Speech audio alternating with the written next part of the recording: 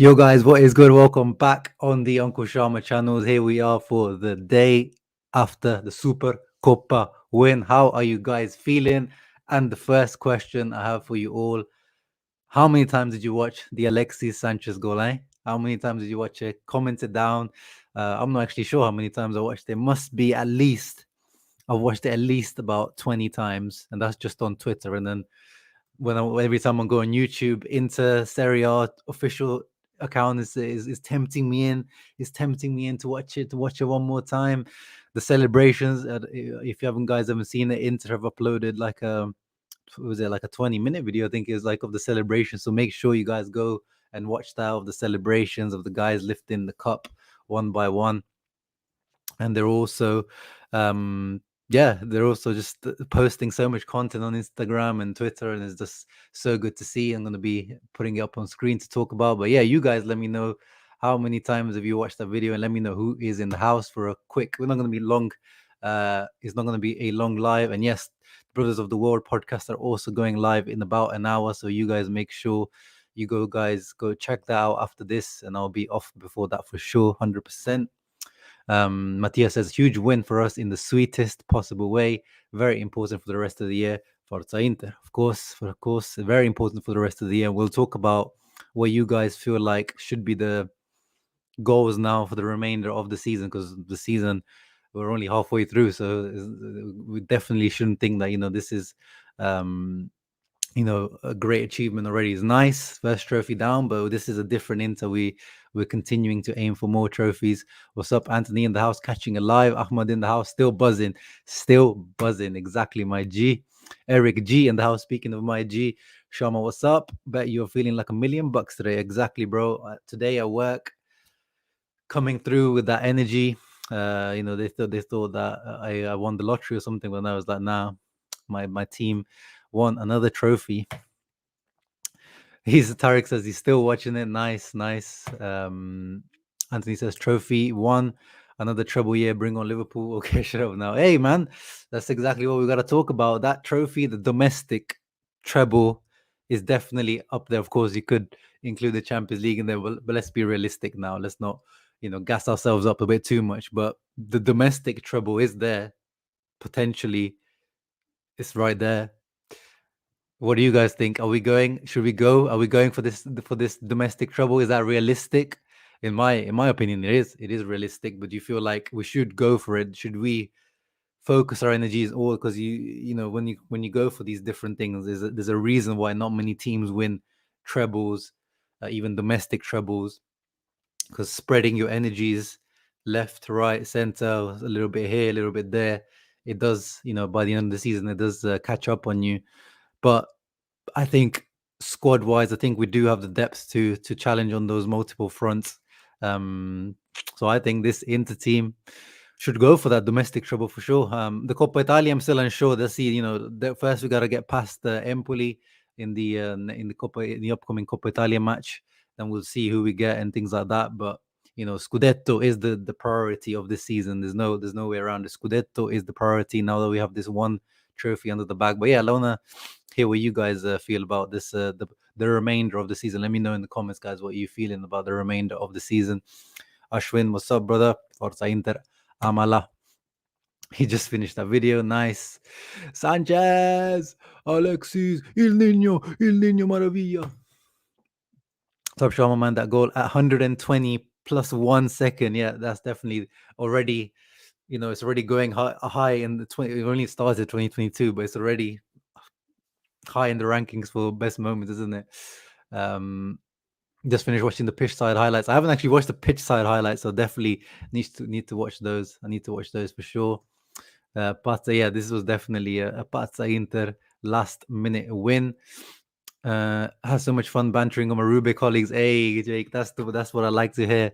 Unfortunately, I don't have any Rube or Juventini. I mean, I live in England, so it's hard to find any Italian football fans in general. But I've on Twitter and in DMs, I've been enjoying myself for sure. My boy Anthony, who was obviously here last night reacting with me, the salt has carried over to today. Oi, bro, these guys are salty as hell.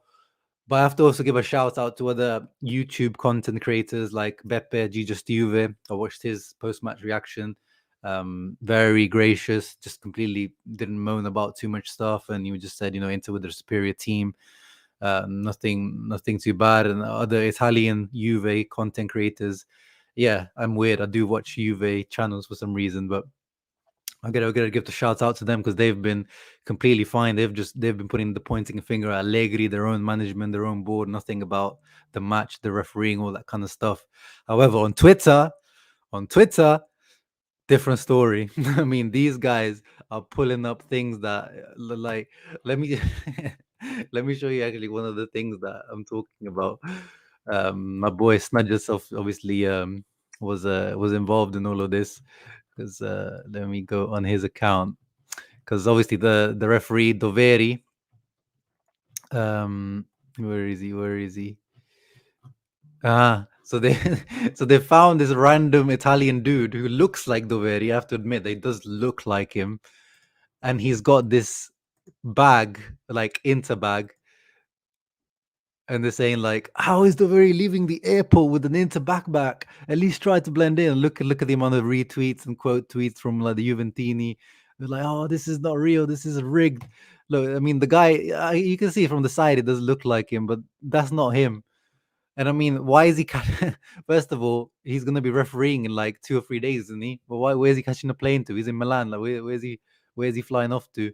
Um, so yeah, it's ridiculous. Well, these guys are reaching. They're also moaning about the penalty.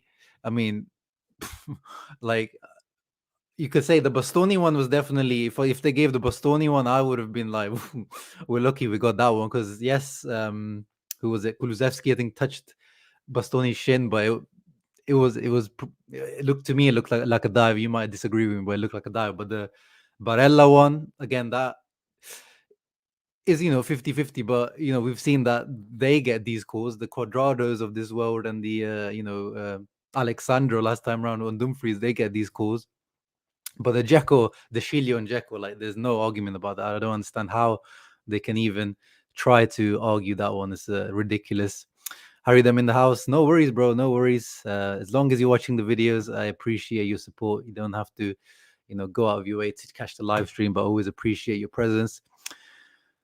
Juve fans, we don't care about the Supercoppa. Also, Juve fans, let us take time out of our personal lives to tell you how much we don't care. Yeah, exactly. I mean, if you guys didn't see yesterday on my live stream when me and Anthony were on, some guy actually somehow found my channel and decided to comment, salty comments on the channel. Like they don't care, but they're also taking the time out to make sure, exactly as Anthony says. Too funny, man. Too funny. Domestic, he wants champs. Hey, my guy Tommy's always reaching for the stars, shoot for the stars, aim for the moon. Which I don't blame. You don't blame. I I don't blame you for doing that. I'm just maybe just a little bit more realistic, but we're feeling gassed after the Supercoppa. We're on top of the world. Why not? Why not? Indra, on the other hand, says the 2 stars. He takes it over the domestic treble. Well, I mean, if we went, if you're saying that in terms of priority, so the priority, yeah, should be on the 2 stars, and I agree with that. But of course, if we manage to win a domestic treble, then that takes it up a notch. But the thing is, if you go for the domestic treble and you miss the Scudetto, then you're looking at the season as obviously still 2 trophies, but that's what Juve won last year, and you'd probably be looking at that season as a failure, wouldn't you? So that's why I think Scudetto is just the real. That's where it all. I think the season hinges on the Scudetto, really. Yeah, of course, the domestic treble is definitely possible. Yeah, exactly. The salty about it. Yeah, Bonucci is also Bonucci. He's actually been fined for yesterday's absolutely ridiculous behavior, which I don't know if you guys saw or not, but yeah, he was piping up. He was like literally like threatening I think he's our secretary, the guy that he was trying to beef. So he was not even one of the players or even the coaching staff. Like this guy's just trying to beef, like just normal everyday dudes who just work for Inter. Like look at him, like he's apparently even like he said to him, I'm gonna kill you or something. And we saw like he actually he swung for him, like he tried to slap him. I think he did slap him, not on the face, but like he was aggressive, and he only got his fine, a 10,000 euro fine. Um, but nah, man, that's not enough. This guy needs to be suspended. You need to suspend him for this type of behavior, especially this guy who's one of the captains of Juve.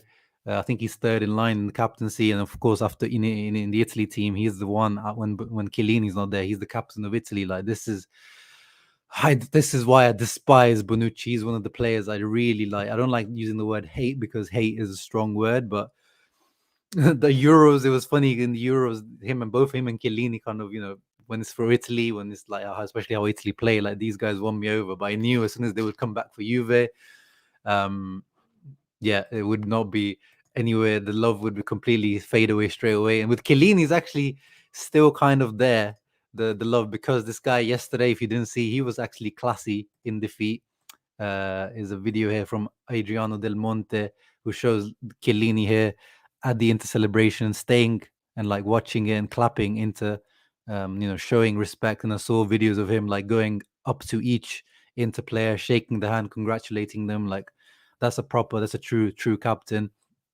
That's why he still has my respect, even though obviously we know Chiellini also has those moments where you want to just punch him on his nose because the way he wins those fouls, man. It's like, oh, if you saw, there's a video of Barella out there where Chiellini wins a foul on Correa when Chiellini is the one who wins the header, diving, and then somehow wins the free kick because of the way he flops. And then Barella is seen on the bench shouting at the referee or the fourth official, like, he's been doing this for 10 years.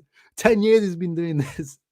And of course, if you're a Serie A fan, you know that is the absolute truth, Chiellini. But you gotta love it. You gotta love it. A true rustler, a true, you know, he's one of the goats, man, of Italian footballers. Chiellini for sure. Big respect for him. But Bonucci, man, I just do not like that guy, and I hope stronger action is taken against him, because you can't be just squaring up to guys like that on the sideline.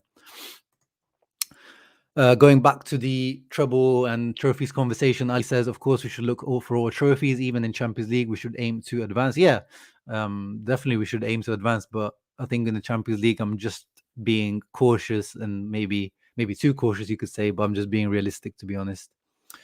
Yeah, he did. I admit he did look like Doveri. Like I had to double check that wasn't Doveri, but it isn't. So whoever found that guy, you did a good job of finding him, but it's not him, as far as I know, as far as I've been told by other Italian people. Benjamin, what's up, brother? Correct me if that would have been their 10th win. Yeah, I believe that would have been their if you were won that Supercoppa. They're the all-time holders of the Supercoppa, and I think that would have been their 10th. So it's good that we stopped them from winning their 10th.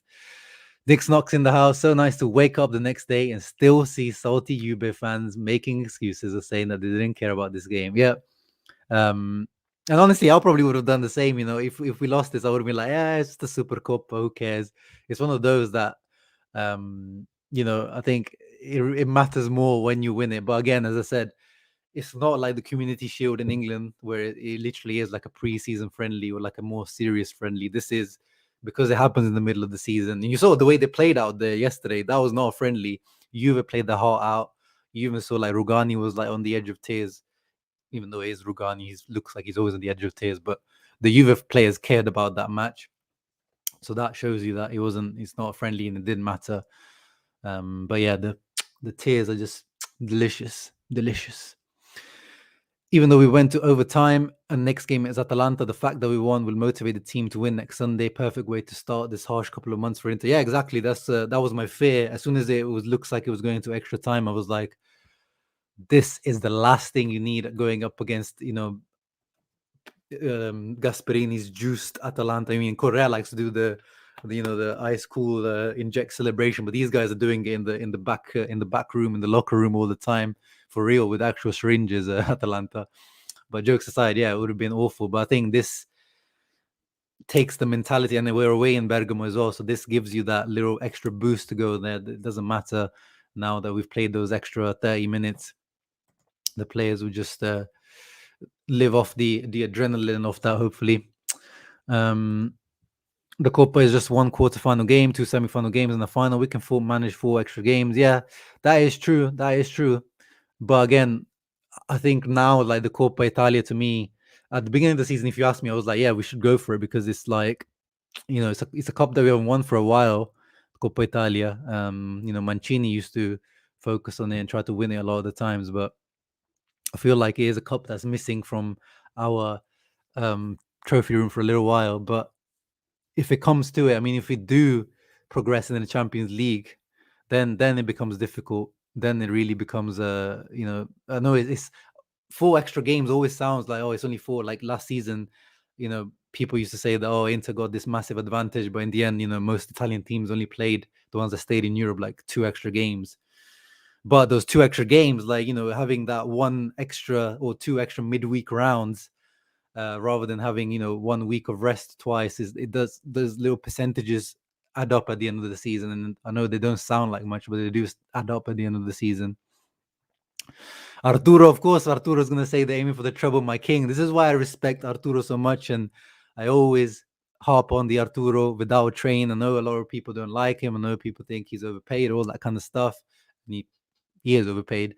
There's no two ways about that. But he's a proper winner. Like, did you see him and Alexis, like the amount of trophies those two guys have won? Like, this is when we're talking about experience and winning mentality. These are the type of guys that we talk about.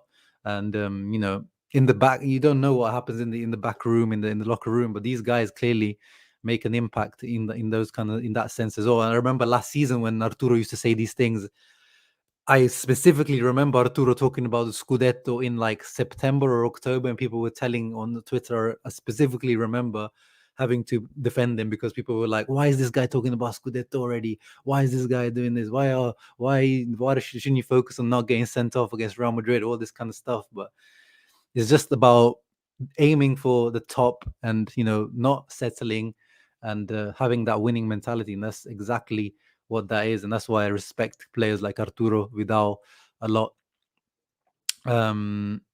Yeah, Indra's saying forget about Liverpool, it's just February, just enjoy Supercoppa. Okay, fair enough. I message received. Mohammed, thank you very much for your donation. Yesterday, people were feeling very generous. I really appreciate all the support that for the channel. As I always say, man, this is not about making money or anything. This is, I would do this for free, and I do this for free. And yeah, I appreciate any support that you guys offer to this channel. Love you all, and it's just about talking about my favorite thing in the world. You felt bad for Sensi during the celebration. The guy looked down. Yeah, you could see with Sensi, Vecino, the guys that they're not getting any minutes. They probably don't feel like they're part of the project. But it is what it is, man. The guy can't stay fit, and you guys know I'm a big Sensi fan. But it's what can Inzaghi do? Like, if he just feels like he can't trust him physically, there's not much that can be done. But yeah, you can feel sorry for him, but he needs to go out and play football. I hope he gets some team actually like tries to loan him. MBS's niche just showered that PIF to Uncle. You're saying, it's like Mohammed. Fair enough. I'd like to see us get back to some better football. Last few games have been a bit too grafty. We need to play better against the better teams. Yeah, but that's the thing. We're talking about how we were, pushing aside all these teams. Cagliari, who was it? We were like Salernitana, all this, like 6 games that we went, without conceding a goal. But they were some of the worst teams in the league. So I think this, you have to put it into perspective. This is not, it's nice. It's nice to play all that nice limone ball against the smaller teams because they let you. But obviously, this when the level steps up, it's not just about what we can do, but the other team doesn't let you as well. Lazio, they're not doing great, but they're still a good team. So yeah, we definitely haven't been champagne football in our best selves, but we've got the result. That's the most important thing. At the beginning of the season, we were playing well against these teams, but not getting the result. So I always rather get the result, man.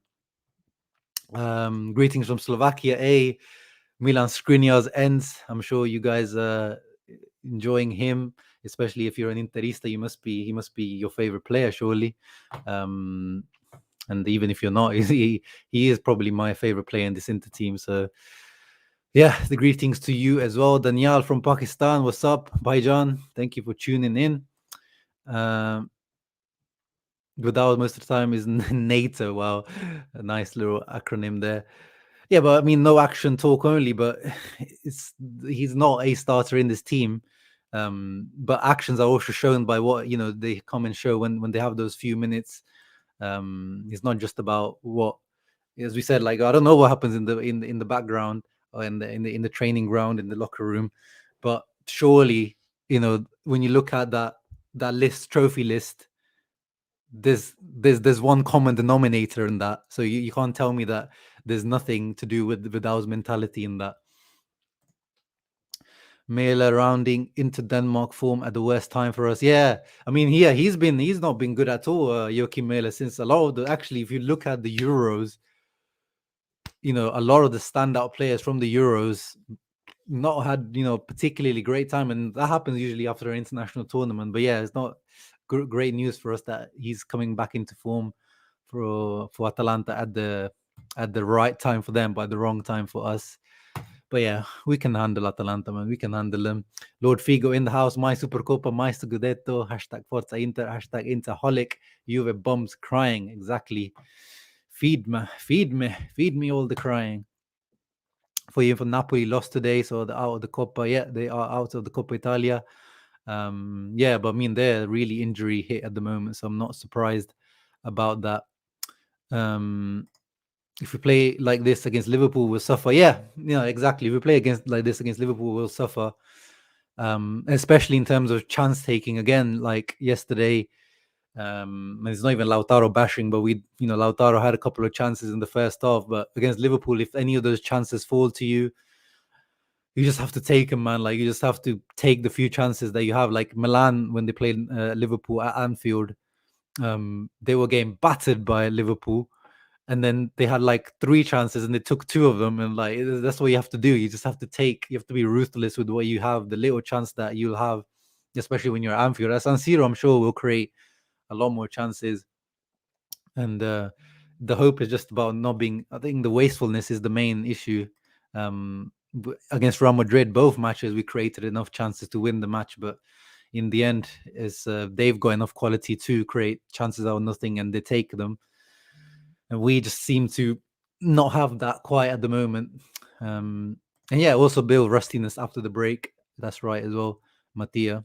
But again, we're rusty, not maybe as smooth as we were before the break, but we're getting the results, which is the most important thing.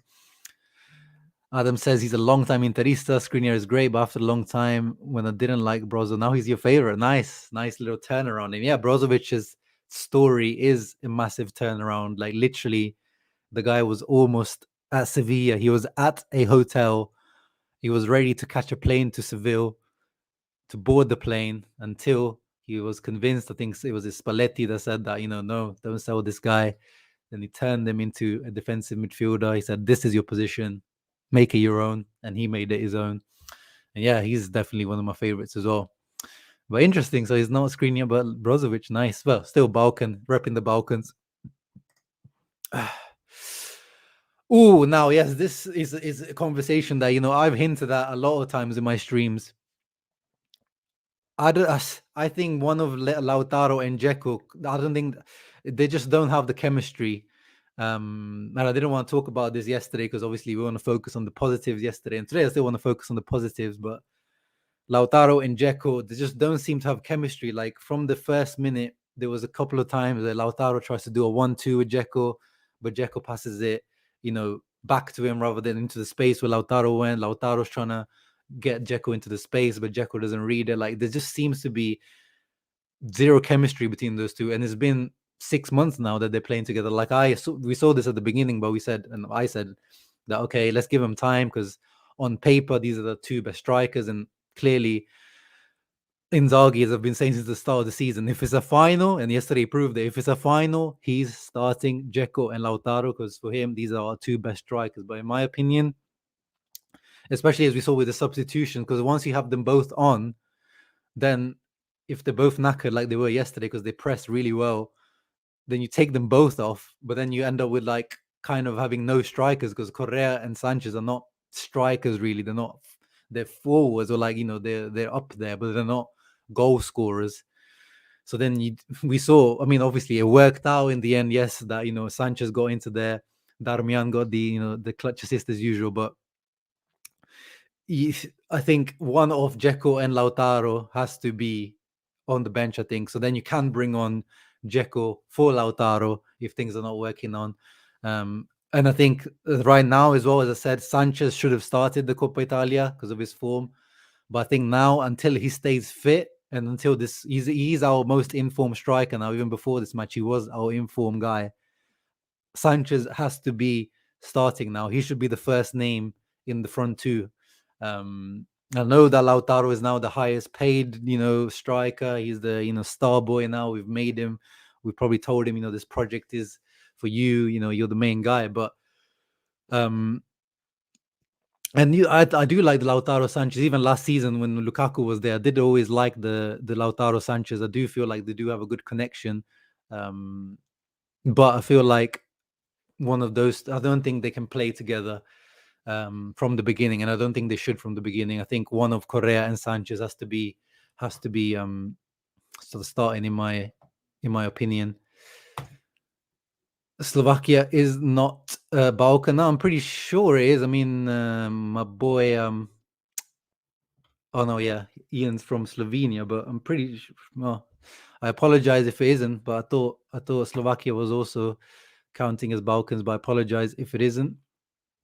But you know what I mean. That part of the world. It's difficult picking a favorite. It's probably Denzel for Tommy. Nice Denzel. One of the new guys.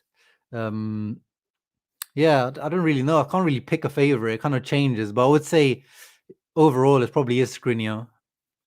If Bastoni actually had legs, it would probably sorry, if Sensi had actually had legs, it probably would be Sensi. I just like technical ballers. It changes for me. It changes, but probably overall it's probably Skriniar. Now Correa, no, talking about just Fantacalcio. Yeah, he didn't have a great. He didn't have a great impact in the match yesterday. But at the end of the day, when you think about it, like that's the thing where I don't like I do want to see actually the Lautaro Correa from the beginning, like this kind of false nine dynamic. I've said this in the past. It'd be interesting to see. But when you think about it, like Correa has actually been involved, like in the goal. I know it was a simple one touch, but he did the same thing, if you remember, against Roma when we scored that amazing, goal where we took Roma for a walk after like 30 passes in a row. Like he drifted out to the left and did a first time pass. And it looks super easy, but most strikers would probably take a touch there, or take a heavy touch, or take or make a bad pass. But Tuku just quick, snappy, quick back to Di Marco. Di Marco crosses it in, like little things. And with Tuku, as I said, like the guy has provided 2 match-winning performances until now. He's provided 6 points on his own until now. Like Hellas Verona and Udinese, he literally took the 3 points were achieved because of him. And in general, until the Roma match, he was improving. Against Napoli, I think the Napoli match was probably his best match, where he had the assist for Lautaro. But in general, just becoming that glue between attack and midfield. But yeah, we want more from Correa. This is not enough. But of course, that also relies on him actually being fit, which has always been an issue with him. And he's always been inconsistent. But Juan Sebastian Veron spoke about Correa the other day, because Veron actually finished his career at the club where Tuku started, Independiente. And he said like Correa has no limits in terms of his ceiling is like unlimited. He feels like Correa, if he manages to get the mentality right, he can be and a really, really important striker for Inter. He really believes in Correa even before he came to Inter. Like he was pushing for Correa to go to Inter when he was at Lazio. So yeah, Juan Veron La Bruja to me is a guy who knows ball. So let's keep some faith in Correa. I know the price tag is definitely, we said from the beginning, it's 31 million is too much for Correa for what he is. But he was the one guy that poor Inzaghi wanted after we took away, Lukaku, Hakimi, like Eriksen went. Like he wanted this one guy. So we had to give him this one guy. So let's just keep the faith with Tucuman, man. Okay, so Slovakia is not Balkan, so fair enough. Sorry, my bad. Skriniar is definitely by far, as Nick Snock says, a humble, great attitude. Yeah, I think that's the qualities that I love about Skriniar, and he's actually that's the reason why he's my favorite as the captain as well. Correa doesn't work against defensive opponents. Yes and no, because that's the point where we need actually Correa to step up, because we need that guy that breaks the defensive lines. Like that's the issue we had under Antonio Conte, that we didn't have a guy that can play 1v1 and do something out of the ordinary to break the lines. But as we saw against Udinese are probably one of the most defensive teams in Serie A. He was able to take advantage of those few. There was that one counter-attacking opportunity. Like that's what we need more from Correa. He's the only guy in this team that's able to beat. Like Sanchez is able to dribble like in the short space, but Correa is able to like beat guys on like a larger space as well, like 1v1. He's the only guy in this team, him and Perisic really. So that's what we need more from Correa. And he's a risky player. A lot of times he will lose the ball trying things that you think like, why didn't you just do the easy pass there? But that is Tuku. That is Tuku, man. He's 27. He's already, in his peak years. So there's only really so much improvement he can do. But I'm keeping faith in Correa, man. And I urge you guys to keep some faith with me in Tuku Correa. Let's keep some faith, man. Hey, John, my guy. He's also loving the salty Juve fans. Yeah, we talked about it, bro. It's so funny. It's so funny. The saltiness is so. It makes the trophy even more enjoyable. Like I didn't think I would be enjoying the Super Cup so much. I was thinking that I would be like happy, but not like over the moon. But the fact that they're so salty about it is just, to me, just taking it to the next level. Julian, oh yes. I've seen this today about the Dybala potentially not signing on, or saying that he doesn't want to sign on for Juventus. And I mean, the guy is so injury prone that I think it probably makes sense on both sides of things. But yeah, when it comes to Dybala, as I said, like I feel like him, Sanchez, like they're they're very unreliable physically. And Dybala is only 28, but he's already unreliable physically. But on their day, like when they're fit, like these two are just absolute ballers. Like guys that these guys could play in, like in the 90s, in the early 2000s. Like these guys are a little bit of a throwback, like proper technical footballers. And I love technical footballers. So for me, if you're asking me in my dreams, do I want Dybala at Inter? Yes, but realistically, he wants 9/10 million net salary, which is why Juve are also stalling on the contract talks. And yeah, we're not going to pay that. I don't think Inter are going to pay that kind of money for a while. If anything, Inter are trying to, continuing to try to reduce the wage budget. So if you bring in someone like Dybala in, you're throwing that all off again. Like if you're bringing in the guy on 9 million, let's say even 8 million, like let's say on we'll lowball him, but that's still, it's more than what Lukaku was earning initially, more than Eriksen was earning. So it's a lot of money, and he doesn't benefit because he plays in Italy and he's been in Italy for 7-8 years now. He doesn't benefit from the growth decree, which is that tax break that the Italian government gives to high earning individuals in Italy. Like Vidal benefits from that, Alexis benefits from that. So actually, even though Alexis and Vidal are really high paid by Inter, Inter get money back from the government on these tax breaks, which actually helps out with them. With Dybala, you'd be fully paying the full salary full 8 million, 9 million net, which is gross 16, 16, 17 million per annum. It's too much. It's too much, unfortunately. But in my dreams, Lautaro, Dybala, front line, all this Argentinian sauce up there would be amazing. Veron buried Juve. Yeah, he was the one who scored the last winning goal against them in the Supercoppa for us. Nice little goal, first time shot. What's true about Vecino's Lazio? Yeah, let's talk about some of the rumors and stuff. Actually, there was a couple of things I wanted to bring up first. Where is it? First of all, Steven Zhang actually setting the trophy in our trophy room, so adding it to the trophy room. Lovely video. Look at him. This guy only comes back to lift the trophies these days. Times have changed. Before it was only coming here to like handle the stress. And now look at him. He's used to it. He's used to just coming in and lifting the trophies. And also Inzaghi, this guy is the Juve killer, man.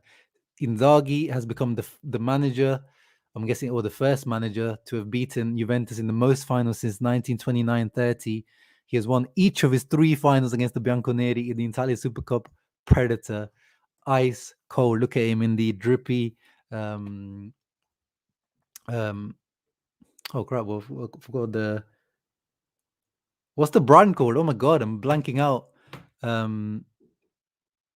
my days! Can someone remind me what the brand of the jacket is? The new sponsor for Inter. I'm completely blanking out. It's not Canada Goose. It's the other one. Oh, yeah. Someone remind me. Completely forgot what the what the brand is called. But Montclair. That's the one. Montclair drip. Yeah, that's the one. Thank you guys. Unrelated, but Xhaka with a red again. Oh my days! This guy is a red card machine. Crazy guy. I think Xhaka actually, on the side topic, I think he would be really good in the Serie A. He was close to Roma, and I think that would have been a good signing. Yeah, quickly, the talking points that I want to talk about. So, what is actually the Supercoppa worth to Inter? Apparently, according to media reports, as translated here by sempreinter.com, the Supercoppa is worth 1.8 million euros, but the figure could rise. So Inter's share of the 3 million prize pool that was on offer from the Supercoppa equates to 1.8 million. Juventus, as the runner-up, earned 1.2 million. The figure, though, soon could actually be increased as the clubs must be compensated for the lack of money made through spectators. So, because the capacity was reduced to 50% from 75 from earlier, 29,600 spectators. So, yeah, not too bad. Little, extra little kitty. Nothing much to, brag about. But at this moment for Inter, anything is a positive, isn't it? Coming into the bank account. Going back to yesterday's match, quickly looking at some of the stats, seeing who the individual performances. No surprise, Marcelo Brozovic right at the top. This guy is an absolute machine. 16.8 kilometers covered.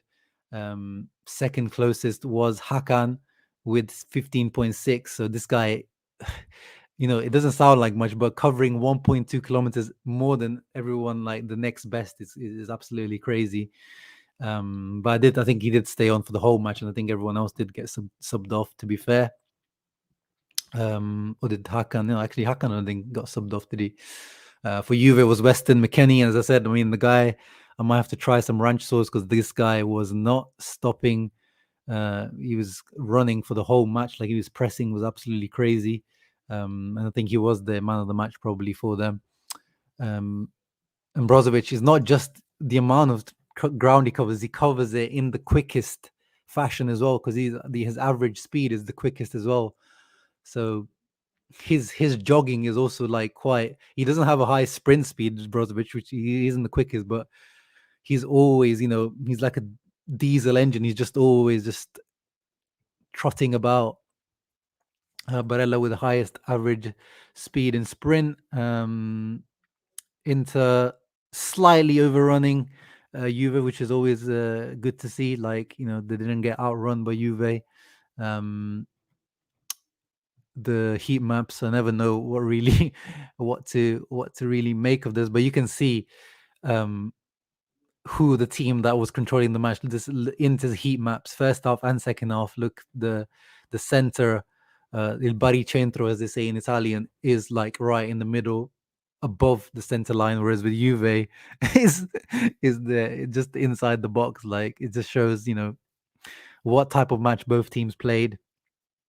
Average position as well. You can see Juve pretty straight 4-4-1-1 with Kulusevski. He was literally sniffing Brozovic's booty. He was up his red underwear. And he did a good job, to be fair. He had a crap match on the ball, but Kulusevski did his job. Like, Brozovic did not have a great game on the ball because of Kulusevski not letting him breathe. And yeah, you can see here Inter's usual 3-5-2, or you can see Dzeko is always the one dropping a little bit deeper, even though you might think Lautaro should be the one doing it, but Dzeko just loves doing it. And yeah, our defensive line in general much higher than Juve. Look at the second in extra time, the defensive line is almost at the halfway line, whereas Juventus is much deeper. Just shows the difference really of both teams. Yeah, when the Juve attacking kind of changed to like a 4-2-4 type of formation, but they never really threatened us too much. It was just some moments here and there that they managed to create some danger, to be honest, but I was never really troubled much by Juve. And yeah, you can see here the average length and the average distance of the Inter defense from the byline. Like, look at that. The average line is at 58 meters compared to Juve in the first half, 42 meters, 54 in the second half. And Juve slightly raising theirs in the second half. They definitely started off better in the second half, Juve. And Inter wider, thanks to the 3-5-2 needs the width of the wing back. So Inter on an average width of 38.97, Juve 36.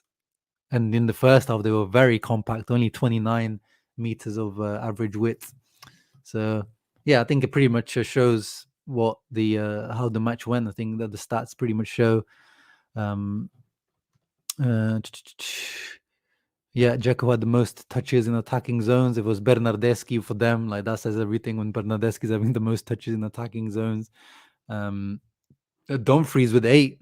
That shows as well, like, how attacking Inter were. That Dumfries is the second highest in terms of attacking touches in their half. So yeah, just the general stats from yesterday. I always find that interesting. And one of the news I wanted to cover is regarding Martin Satriano, actually. Satriano looks like he's close to going out on loan finally, as I wanted him from the beginning of the season. I said it from the start of the season when we were hyping him in preseason. I was like, there is no point of keeping these guys if they're not going to get any minutes. Yes, this guy looks good against Crotone, who are now Serie B level in preseason, but it's different when these guys have to play in the league. Inzaghi clearly doesn't trust him at the moment, but to be fair, this season we are quite stacked up front. We've got 4, strikers. Usually we only had 3 before with Sanchez, Lautaro, and Lukaku, but now this season we've got 4 with the addition of Correa. So it really is, and I said from the beginning, loan him out. And the team apparently most interested is the team where Lucien Agume is playing currently, Stade Brest. Grow up if you're laughing. And yeah, this it seems like it's agreed to be a dry loan for the rest of the season, and in June he will return and evaluate his place. I think he's unconvinced at the moment. It's probably because of the language barrier and going to a completely different league. But I think he should do it if they're guaranteeing him some playing time. Why not? Why not? I always say, like, I'd rather these guys go to actually foreign leagues rather than like Serie B, where even if you do get playing time, the level of football is like just so low that I don't even feel like that's really a worthwhile move, to be honest. But yeah, that's the news I wanted to cover. Let me see your comments before we leave. Zank under immense pressure right now. He doesn't have monies to give the squad gift. Yeah, it was interesting. Inzaghi said that the players were speaking to Zhang in the post match in the locker room, and they asked for a reward of some sort. Like, he didn't mention whether this reward was monetary or did he want, like, some, did they want some Rolex watches or something. Um, and he said, Inzaghi said that he feels like he actually will give this reward, but I don't think this is the ideal time for Zhang. I'm hoping it's just some sort of, maybe it's just some encouragement as a reward or a hug. That's probably what Zhang is saying. Mikey D, you ain't here to congratulate Lord Figo. Yeah, Mikey D, you gotta congratulate our Lord Figo. Ooh, Milan are losing 1-0. Nice, nice. Actually, not nice. I want they're out of the Champions League. We need them to actually be in, other competitions too. We need to at least, because you can always get injured. Oh, yeah, because as you see, Adriano says that Tomori is injured. So the more competitions they play, I know I'm not wishing injuries on their players, but the more competitions they play, the more their squad will be stretched to its limits. So I do actually want them to advance in the Coppa Italia. Shevchenko doing the business against Milan. Oh, Sheva. Brozo seems bad at times, but pulls banger matches every time. Yeah, this season, as I said, I think he's been his best season until now. But yeah, yesterday he wasn't good. But as I said, it was due to, like, Kulusevski being up his ass pretty literally. Allegri's terrorism has no boundaries. Yep, his jihadi ball is my God. I don't feel bad for Juve fans. I don't think I've ever said it in my life, but I do feel bad that they have to tune into that type of football on a weekly basis. At first, I disagree that Limone put Correa Alexis when there is almost no space between Juve's solid 4-4-2. But damn, Limone, what he was doing. Yeah. But as I said, like, obviously, like, in the end, it worked out. But for most of it, it didn't really work out. And I think, having one of Dzeko and Lautaro, I think would have been better in there. But Sanchez definitely needed to come on for sure. We didn't play our vintage Limone ball, no quick passing, fewer passes in the middle, kind of remind me of spaghetti ball. But bro, that's what I just showed in terms of Juve was sitting deep. They're not giving you any space. You can't do quick passes, and they have a higher quality of people sitting behind. It's not like the Salernitana players sitting behind the ball. These guys are tactically well drilled, well coached. They're all internationals for their national teams. It's a different ball game trying to playing that type of football when the other team doesn't really want to play and just trying to counter attack you. So I agree in form, but the other team has to play, like, it has to play some ball as well, and that's what we'll see. Against Liverpool, that team they're not going to sit back deep, so that's where you'll find out. Even against Lazio in theory should be coming out playing high line, but against us they didn't. Against us they sat deep, so it's hard to play our full limoncello ball when there's no spaces. Hey, Vittorio's just picked up some Correa stocks for cheap. Looking forward to some making some euros on them once he inevitably starts to outperforming. Yeah, man, exactly. I've got some Correa stocks for sure from the beginning of the season. I like Correa, but he needs to definitely show us a bit more. Satriano won't start over Munier or Duaro. Okay, thank you for that knowledge, Freddie, because I have no clue who starts for Stade Brest, but he'll be the first striker off the bench to start some games, so I think he should go. That's what I mean. That's already more potential playing time than he would get here. But if that's true, what you say, that he's not going to be the starter striker, then again, maybe it's not ideal. It really needs to be a team that's kind of desperate for a striker right now who will just throw Satriano in there. Napoli's game was full of drama. 2-5. Wowzers. You think Atalanta can push for the title? Yeah, I've said it from the beginning of the season. I mean, I've kind of been flip-flopping with Atalanta, really. At one point, I was predicted them to be finally dropping out of the top four. But squad-wise, depth-wise, now they're not a surprise anymore. They've added depth to their squad. So in theory, on paper, I think they can push for the title. But I don't think they will, in my opinion. Yeah, I've said it since the beginning of the season, pretty much. I've said, even when Napoli were at the top of the table, I said, to me, AC Milan, to me, are the our closest competitors. After watching, I know Milan did awful in the Champions League, but after watching Milan in the Champions League, they were actually impressive in the way they went out. And I just felt like that's the best team after us in Italy at the moment. I think Napoli were just really kind of overperforming at the beginning of the season. And of course, they've had lots of injuries as well. No, they haven't announced the Brozovic re-signing yet, but it looks like it's almost done. So that is great news. Of course, we've been waiting for Brozovic to pen that, but it should be coming soon. Any news on Esposito? No, I haven't seen anything on Esposito recently. Nothing negative, which is good. You know, we saw he got a red card, he was excluded from the team, all that kind of stuff. Sometimes no news is better than any type of news. It'll be strange to see the two teams of Milano having a tricolore badge, one for the Supercoppa, one for the Scudetto. Congrats to them, though. Where Milan didn't do anything about the injury records from last season to this season, so many injuries. Yeah, but what can you do? Like, I don't know. Sometimes I feel like this is it's one of those conversations where like you can't just throw things at it. Like, what can they physically do? Like, do they just hire different people in the backroom staff? Like, I don't know how you address these things. I don't have enough like knowledge about these things. Hey, my boy Umberto in the house, Interista forever, another Inter content creator. He does match reactions, like live reactions, and he's good. Make sure you check him out, especially if you speak Italian. But even if you don't speak Italian, he's just a passionate Interista like me. You need to do a reaction to my Serie A 21-22. I don't know. I don't like those videos because I have to, because everyone, you have to make them before the start of the seasons. I don't like making those videos because it's just too, I'm more like grading the transfer market more than the actual teams.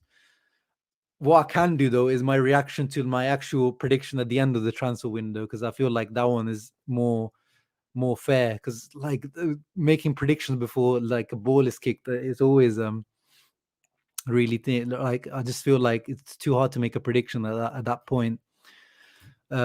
Not surprised Tomori got injured. I mean the San Siro pitch, they need to do something about that, man. They need to do something about the pitch at San Siro. It's embarrassing. Awful. Did I celebrate last night? Yeah, I mean, I had to wake up for work at 7 o'clock, so I couldn't celebrate for long. But I celebrated on the live stream with my guys on here. Chris has watched the match 3 times. Wow. I think Juve knew they couldn't win unless they sat back. Yeah, I mean that's the thing. They can't. If they try to come at us, I don't blame Allegri for it, but I'm just saying that's what they did. But if they do try to come at us, then yeah, Limone ball would have been in full effect and we would have killed them. So that's the only way Allegri knew that he could actually try to win this match, which it almost worked out. And that's the levels of difference between us and them now. At 5:30 a.m., no voice. Is YouTube big in Italy? The views is not big every time I found some interrelated. No, YouTube is big in Italy. Like if you go on a lot more views than like me or like Inter worldwide get, because that's where most Inter fans are. So yeah, YouTube is quite big in Italy, but maybe not as big as like the Premier League. Definitely, like these Don Robbie Arsenal fan TV type of vibes where you get like 1 million views per video, but they definitely get a lot of views on the Italian stuff. Hey, my boy Akash, my boy in the house. He was celebrating in the 4 or 5 o'clock in the morning in India. What a frustrating time to be a Juventino. Yeah, I mean, cry them a river. Feels like Allegri has only taken the club backwards. It's Ronaldo. Yeah, definitely. What website did I get the heat map? So that was actually on the official Lega Serie A website. So if you go on the actual Serie A website,